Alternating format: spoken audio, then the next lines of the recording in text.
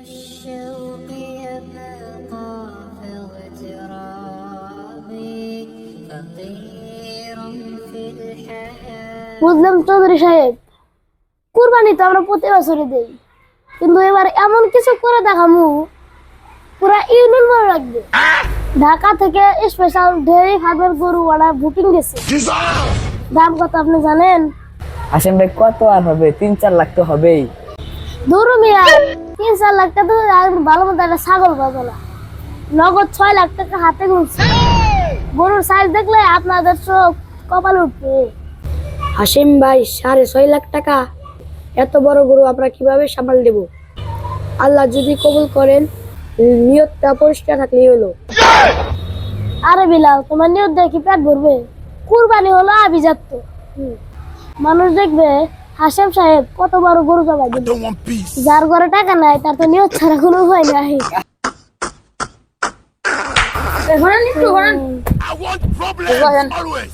হাসিম ভাই ঠিক কথা কইছেন, বাজারে যার যত বড় পশু তার তত বড় ইজ্জত।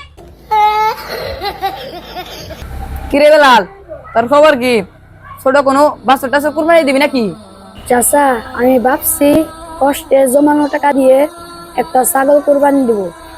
যদি আল্লাহ কবুল করে এতেই অনেক। ছাগল? তুই কি ফকির নেবে খাওয়াবি নাকি রে?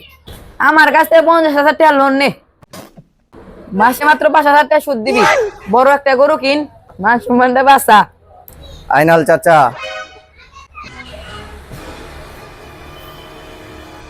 আপনি ইবাদতের মধ্যে সুদের কারবার কেন ঢুকাচ্ছেন? সুদের টাকা দেওয়া পশু কিনলে সেটা কুরবানি হয় না, সেফ মাংস খাওয়া হয়।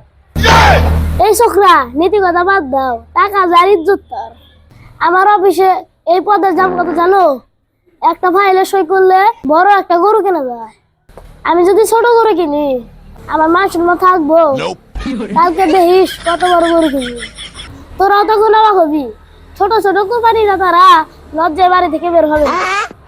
ঠিক বলেছেন হাসিম ভাই, এবার আমি আর আপনি হাটে গিয়ে স্বর্গ তুলে ফেলবো। বেলালরা ছাগল জবাই করুক, আমরা আকাশ দেখি। চল তাহলে আমরা যাই। বেলাল, টাকা লাগলে আমারে কইস, আমি টাকা দেওয়ার জন্য প্রস্তুত আছি। চল যাই।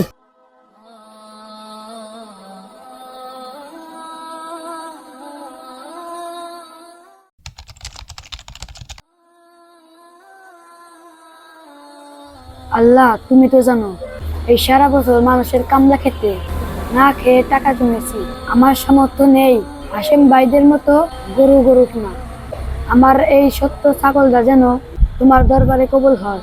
মানুষের টিটকারি সহ্য করার ধৈর্য দিও।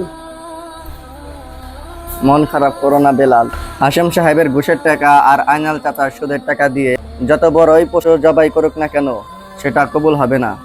আপনার কম টাকার ছাগলই আল্লাহ তাআলা কবুল করে নেবেন ইনশাআল্লাহ। আল্লাহ সবার মন দেখেন, কারো সম্পদ দেখেন না।